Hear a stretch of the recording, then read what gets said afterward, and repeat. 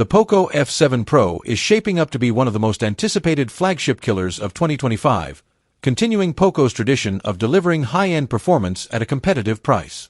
Expected to be powered by the Snapdragon 8 Gen 3 chipset, the F7 Pro will likely offer top-tier processing power suited for gaming, multitasking, and heavy app usage.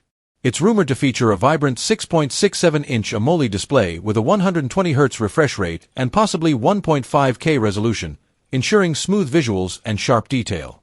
On the camera front, the device may sport a 50MP Sony IMX890 sensor as its primary shooter, promising excellent low-light performance and detailed photography, accompanied by ultra-wide and macro lenses.